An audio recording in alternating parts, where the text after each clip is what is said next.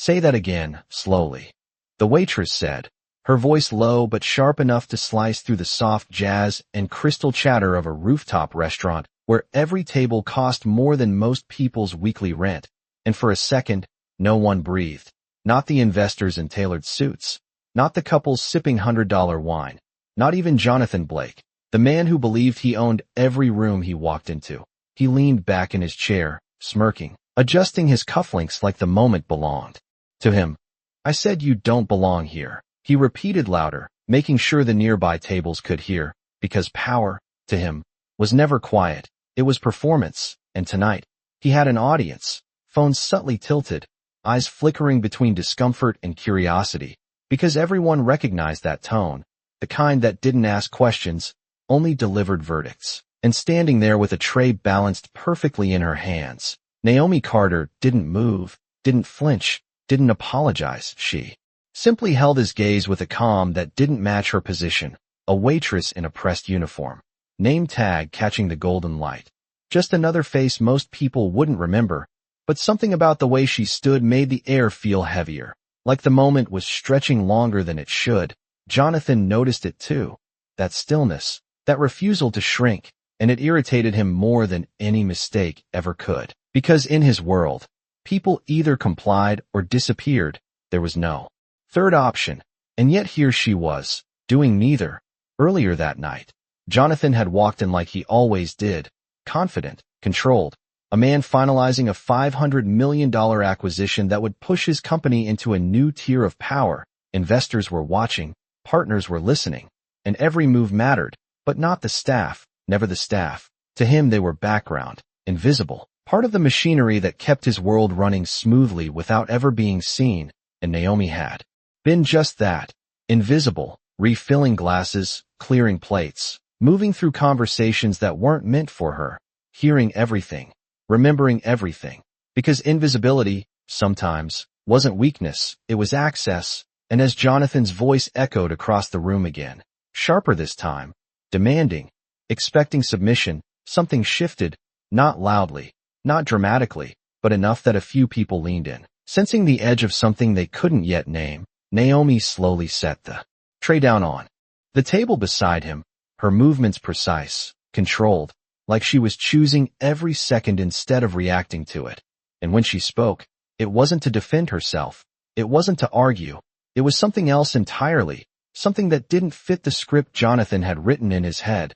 You might want to be careful, she said quietly, her voice steady, almost gentle, and for the first time that night, Jonathan's smile faltered just slightly, not because of what she said, but because of how she said it, like she knew something he didn't, like the room he thought he controlled was already slipping through his fingers. And somewhere near the back, a manager froze mid-step, his expression changing in a way no one noticed yet, because in that moment, Jonathan Blake still believed this was just another waitress. And that was the mistake that would cost him everything. The silence did not break all at once. It shifted, like a ripple moving across still water, subtle but undeniable. A few guests glanced at each other, unsure whether to laugh it off or lean in closer, because something about Naomi's tone did not match the role she was supposed to play, and Jonathan felt it. That faint crack in control, the kind that most people would ignore. But he had built his entire empire on noticing cracks before they spread. He leaned forward slightly, resting his fingers on the edge of the table, eyes narrowing just enough to signal irritation instead of concern. Careful, he repeated, his voice lower now, less theatrical, more deliberate, as if he was recalibrating the room back under his authority. You are giving advice now. A few quiet chuckles followed. Not because it was funny, but because people always aligned themselves with power, and Jonathan was still, in their eyes, the most powerful man in the room. Naomi did not react to the laughter. She simply adjusted the position of a wine glass, aligning it perfectly with the fork, a small, almost insignificant gesture. Yet it carried the kind of composure that did not belong to someone being put in their place, and that made Jonathan's jaw tighten, because control was not just about dominance. It was about response, and she was not responding the way she was supposed to. Across the room, the manager who had frozen moments earlier now moved with urgency, weaving between tables, his face pale, his steps quick but measured, as if he was trying not to draw attention while knowing he already had. One of the investors noticed and leaned toward another, whispering something that did not reach Jonathan. Not yet, because his focus was locked on Naomi. "Let me make this simple," he continued, his voice smooth again, confident, practiced. "This is a private dinner, high level, very important people. So do your job, quietly, and stay in your lane." The words landed heavier than before, not louder, but sharper, designed to close the moment, to remind everyone watching exactly where the lines were drawn. Naomi lifted her eyes again, meeting his gaze without hesitation, and for a brief second, the room felt smaller, like the skyline beyond the glass had disappeared, and all that remained was the space between them. "I am in my lane," she said, calm, steady, almost patient. "I just do not think you understand whose table you are sitting at." The sentence did not rise, did not push. It simply existed, and that made it more dangerous than any argument. Jonathan's expression flickered, just for a fraction of a second, because confusion was not something he experienced often, and when it came quietly, disguised as annoyance. "I know exactly where I am," he replied, a faint edge returning to his tone, but now there was something else underneath it, something less certain, because across the room, the manager had finally reached the table, stopping just short, his posture rigid, his voice lowered but urgent. "Sir," he said, addressing Jonathan, but his eyes briefly shifted to Naomi, then back again, as if choosing his next words carefully could somehow undo what had already been set in motion. There may have been a misunderstanding, and in that moment, the balance in the room tilted, not visibly, not dramatically, but enough that the laughter did not return. The music felt quieter, and Jonathan Blake, for the first time that night, realized that whatever this was, it was no longer under his control. The manager's voice did not rise, but it carried enough weight to pull every wandering glance back to the table, and Jonathan slowly turned his head toward him, irritation sharpening into something colder, more focused, because interruptions were not part of his plan, not tonight, not when everything was supposed to go exactly his way. "What misunderstanding?" Jonathan asked, each word measured, controlled, the kind of tone that usually made people step back, apologize, disappear, but the manager did not step back. Not this time, his posture stiff, his hands clasped tightly in front of him, as if holding himself together. "Sir, this table," he paused, choosing his words with precision. "This table is reserved under the Carter name." The name hung in the air for a second, unnoticed by most, but not by Naomi, who simply stood there, calm as ever, her expression unchanged, as if this moment had been inevitable. Jonathan let out a quiet breath, almost a laugh, because to him, that meant nothing. Carter was just another investor, another name on a long list of people who needed something from him. "And," he replied, leaning back again, reclaiming space, reclaiming control, "I am expected," he added, a subtle reminder that he did not sit where he was not invited. But the manager did not nod, did not agree. Instead, his eyes flicked again toward Naomi, then back to Jonathan, and that small movement did something unexpected. It planted doubt, not loud, not obvious, but enough to make Jonathan's fingers tap once against the table, a habit he had when something did not align. Across the room, whispers began to form, quiet at first, then building, because people sensed it now, the shift, the imbalance. The possibility that the story they thought they were watching was not the real one. Naomi reached for the wine bottle again, pouring with steady hands, the liquid catching the golden light as if nothing had changed, as if the tension surrounding her was not pressing in from every direction. And that composure, that refusal to react, started to draw more attention than Jonathan's voice ever could. "Ms. Carter," the manager said suddenly, this time clearer, no hesitation, and the title landed differently. It did not belong in this context, not for a waitress, not in a room where hierarchy was everything. A few heads turned sharply. Someone near the window lowered their phone just slightly, trying to understand what they had just heard. Jonathan's eyes narrowed again, this time not out of arrogance, but calculation, because names mattered, titles mattered, and mistakes at this level were expensive. "You keep saying that," Jonathan said slowly, his voice quieter now, more dangerous in its calm. "So explain it." The manager swallowed, the weight of the room pressing on him.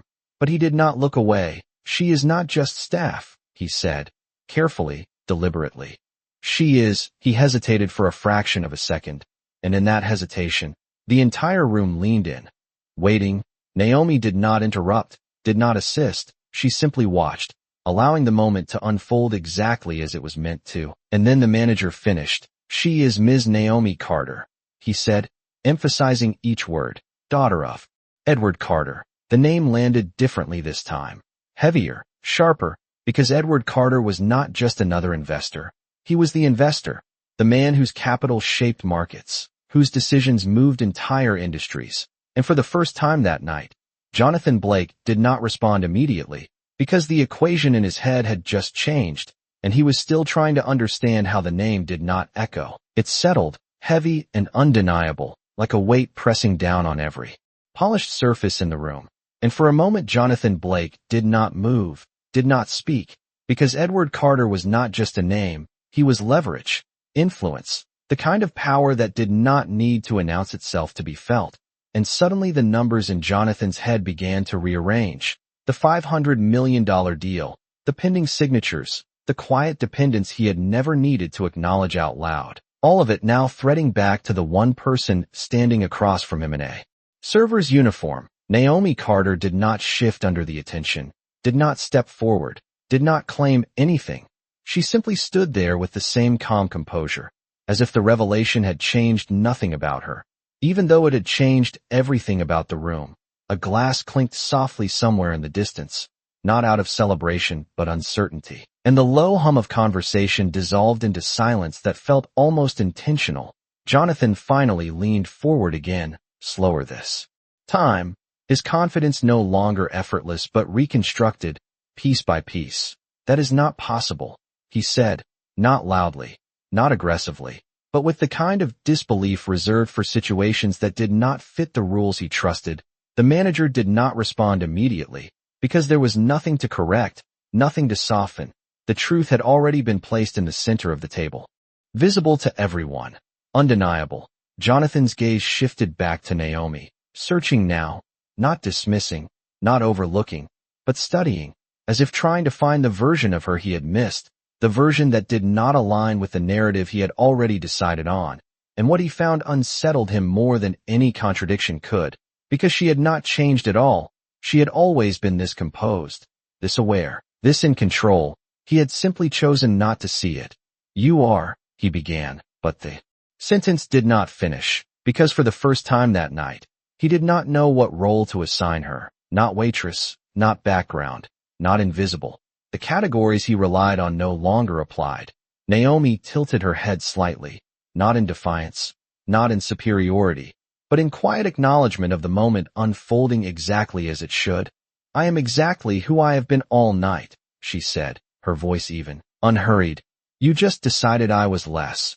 The words were not loud, not accusatory, but they carried something sharper than anger. They carried truth, and truth, in a room built on perception, was far more disruptive than any raised voice. A few guests shifted in their seats, the discomfort now impossible to ignore, because the story had changed, the roles had reversed, and everyone present could feel it.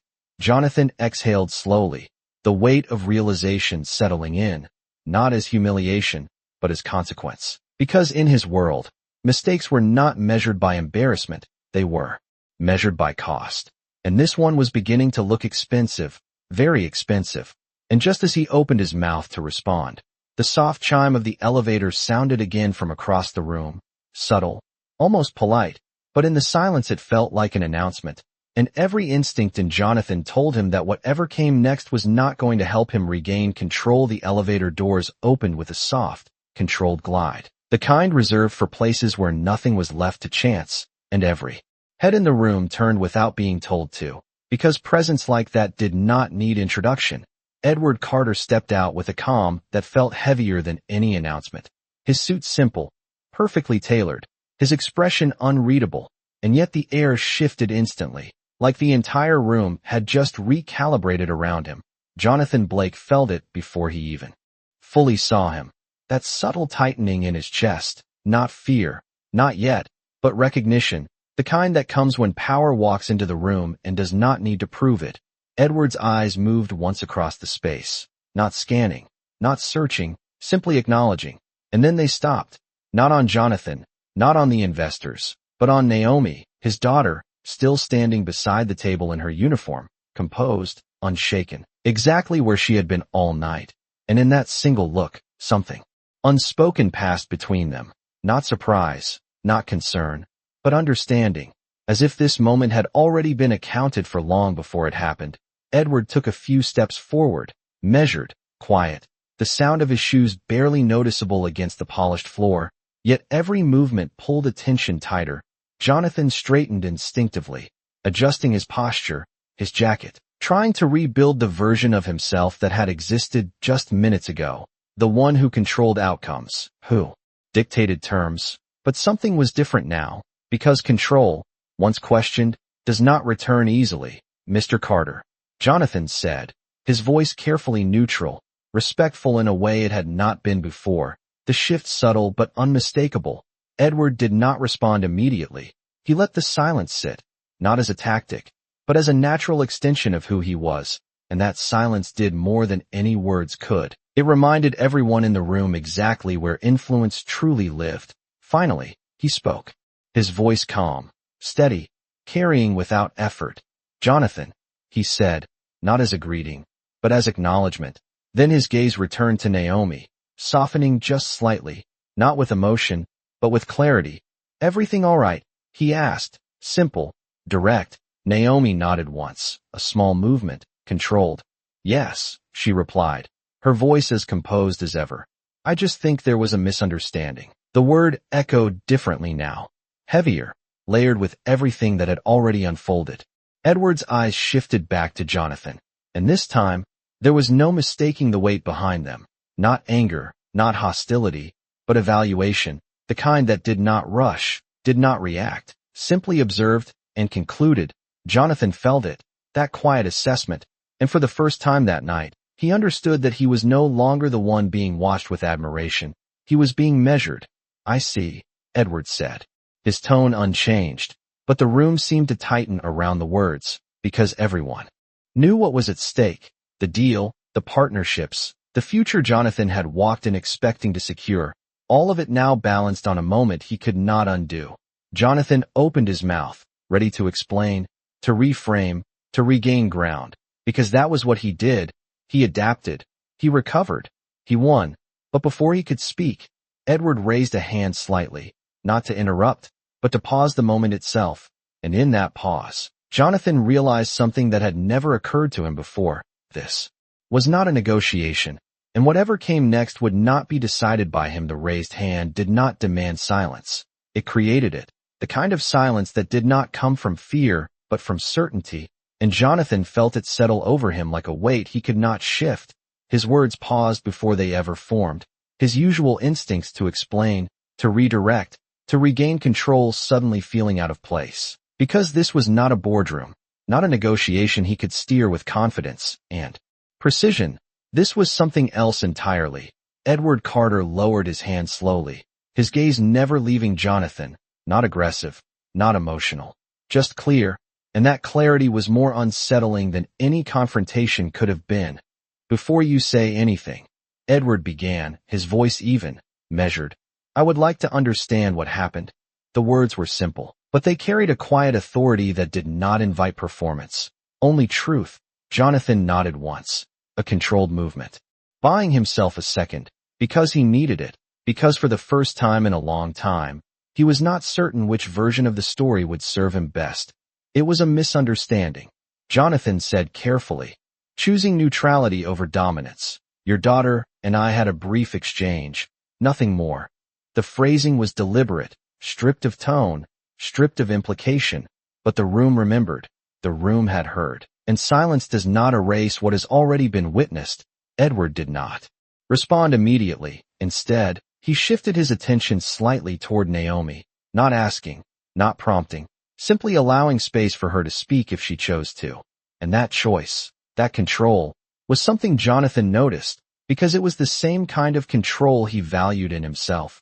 Naomi met her father's gaze for a moment, then looked back at Jonathan, not with accusation, not with triumph, but with something quieter, something that did not need validation. "He assumed I did not belong here," she said, her voice steady, unhurried. "And he made that clear.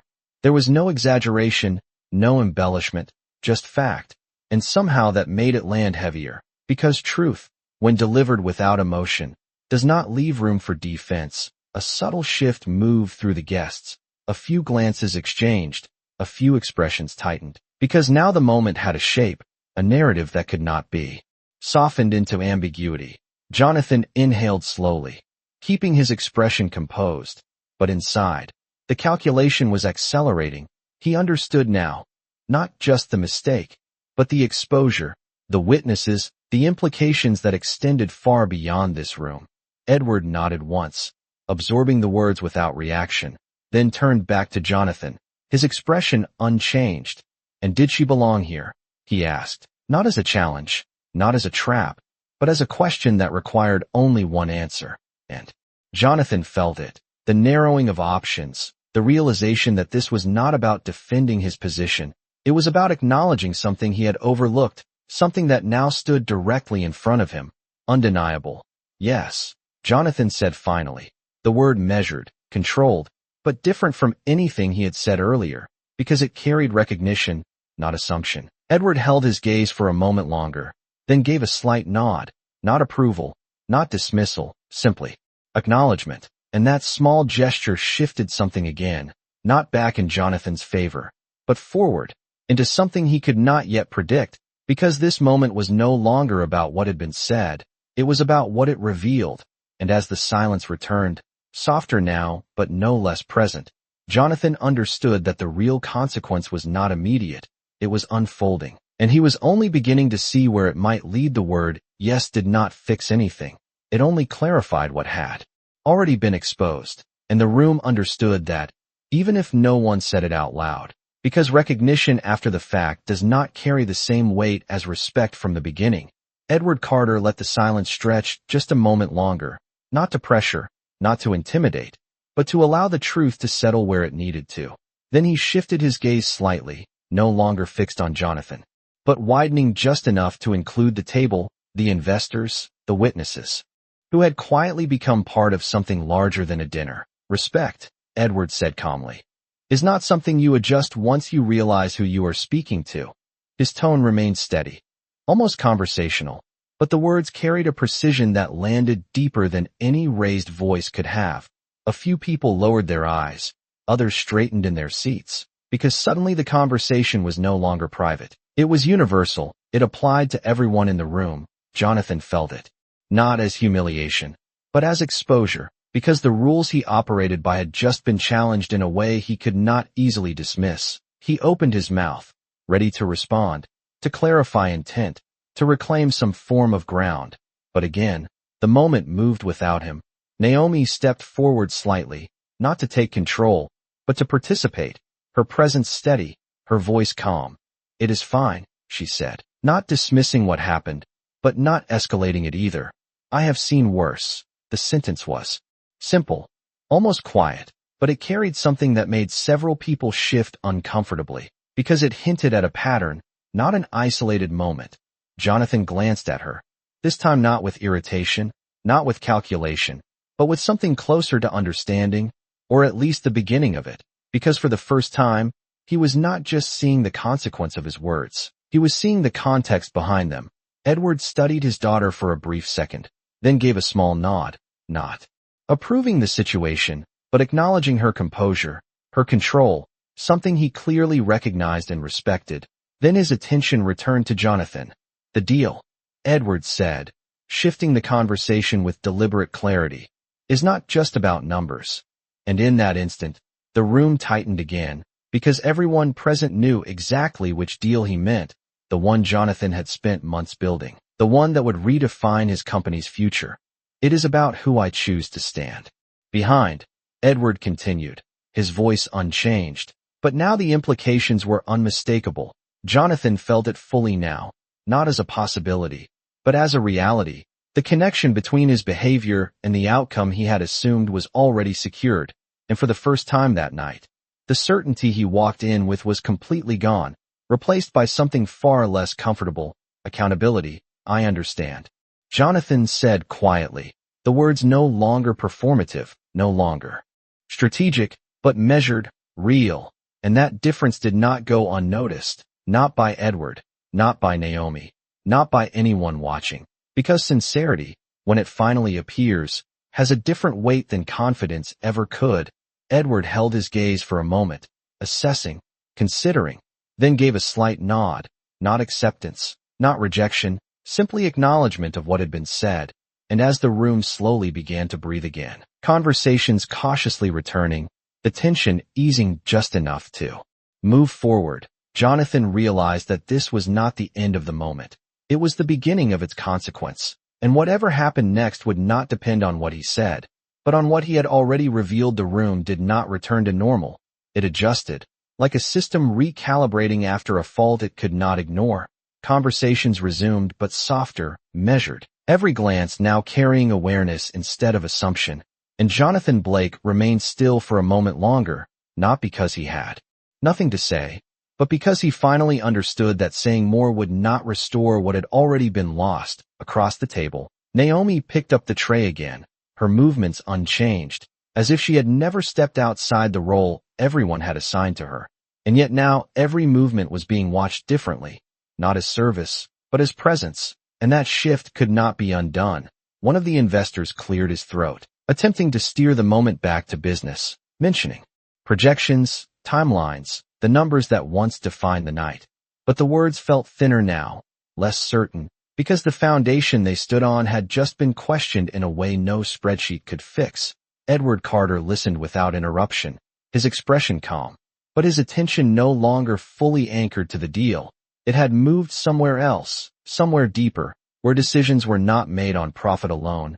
Jonathan noticed it, that subtle disengagement, and it unsettled him more than any direct rejection could have, because silence from someone like Edward was not neutral, it was directional. It meant something was already being decided without needing to be announced. Jonathan leaned forward slightly, not to dominate, but to re-enter, to find footing in a conversation that had shifted beyond his control. I value this partnership, he said, his voice steady, careful, stripped of the confidence he had walked in with and replaced by something more deliberate, more aware. And I take full responsibility for how that moment came across. The phrasing was precise, but this time it was not crafted to impress. It was meant to acknowledge, and that difference was felt. Even if it was not immediately accepted. Naomi paused briefly, just long enough to register the change, not reacting, not rewarding, simply noticing, because words, in her world, had always mattered less than patterns, and patterns were not rewritten in a single sentence. Edward turned his attention back to Jonathan, studying him with the same calm intensity, not judging, not approving, simply observing the shift, measuring whether it was real or temporary. Responsibility, Edward said quietly, is not just about what you say after the moment. It is about what you understand because of it. The statement was not a correction, not a rejection, but a line drawn between intention and impact, and Jonathan felt it clearly. Because this was no longer about repairing a mistake, it was about proving that the mistake had changed him in a way that would matter moving forward. A subtle nod followed, not confirming anything, but acknowledging that the conversation could continue, that the door had not been closed, but it had not been opened either. It was simply there, waiting, and as the discussion slowly returned to numbers and terms, the atmosphere remained different, quieter, more deliberate. Because everyone in that room knew that the outcome was no longer guaranteed, and Jonathan Blake, for the first time in a long time, was no longer negotiating from a position of certainty. He was negotiating from a position he had never planned for, one where respect, not leverage, would decide everything. The numbers were still being discussed, projections still laid out across the polished table, but no one in that room was hearing them the same way anymore, because something invisible had shifted beneath the surface. Something that spreadsheets could not measure and contracts could not guarantee. And Jonathan Blake felt it with every word that passed, every nod that did not fully commit, every pause that lingered just a second too long. Across from him, Edward Carter remained composed, listening, considering, but no longer leaning in the way he had earlier that evening.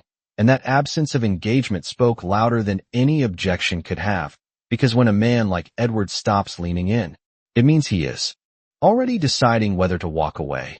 Naomi moved quietly through the room again, clearing glasses, adjusting settings, returning to the role she had started in. But now the role itself had changed, not because she had claimed anything, but because the room had finally learned to see her, and that awareness followed her with every step, a subtle acknowledgement in the way people glanced up, in the way voices softened when she passed. Jonathan noticed it, not with frustration, but with clarity, because for the first time, he understood that influence was not always announced. It was often ignored until it was too late.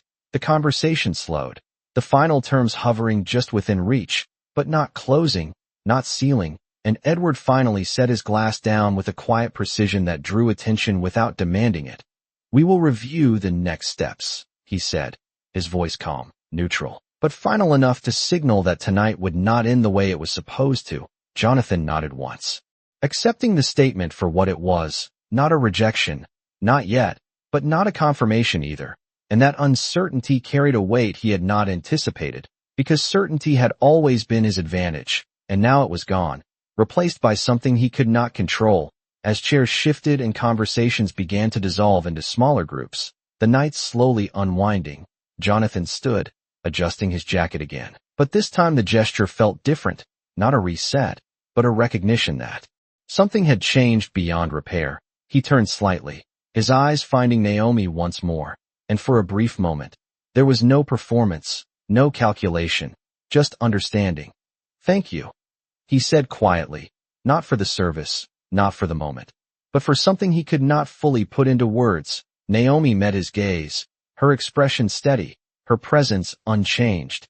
"You are welcome," she replied, simple, neutral, but not dismissive, because the lesson had not been about him alone. It had been about something larger, something that would follow him long after this night ended.